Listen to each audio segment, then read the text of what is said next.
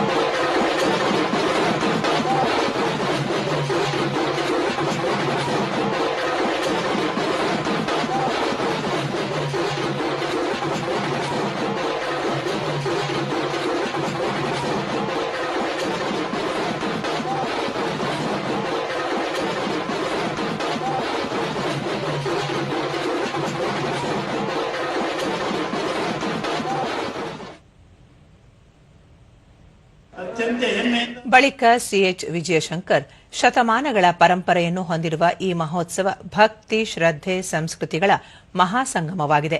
ದಸರಾ ಉತ್ಸವ ನೋಡಲು ಮೈಸೂರಿಗೆ ಹೋಗಬೇಕು, ಅದೇ ರೀತಿ ಜಾತ್ರಾ ಮಹೋತ್ಸವದ ವೈಭವ ನೋಡಲು ಕೊಪ್ಪಳಕ್ಕೆ ಬರಬೇಕು. ಈ ವೈಭವವು ಲಕ್ಷಾಂತರ ಭಕ್ತರಿಗೆ ಸಾಕ್ಷಿಯಾಗಿದೆ ಎಂದು ಹೇಳಿದರು.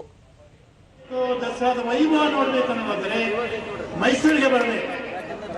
ಒಂದು ಜಾತ್ರಾ ಮಹೋತ್ಸವದ ವೈಭವವನ್ನು ಕಾಣಬೇಕು ಅಂತೇಳಿ ಬಯಸೋದಾದ್ರೆ ಬೇರೆ ದಾರಿನ ಕೊಪ್ಪಳಕ್ಕೆ ಬರಬೇಕು. ಗವಿಸಿದ್ದೇಶ್ವರ ಸ್ವಾಮೀಜಿ ಈ ಮಹೋತ್ಸವ ಕೊಪ್ಪಳವನ್ನು ಆಧ್ಯಾತ್ಮಿಕವಾಗಿ ಕಂಗೊಳಿಸುವ ದಿವ್ಯ ಕ್ಷೇತ್ರವನ್ನಾಗಿ ರೂಪಿಸಿದೆ. ಮನುಷ್ಯನಲ್ಲಿ ಸತ್ಕಾರ್ಯ, ಸವಿಮಾತು, ಸದ್ವಿಚಾರ, ಪ್ರೇಮವಿದ್ದರೆ ಅದು ಸಾರ್ಥಕತೆಯ ಜೀವನವಾಗಲು ಸಾಧ್ಯ ಎಂದು ಹೇಳಿದರು.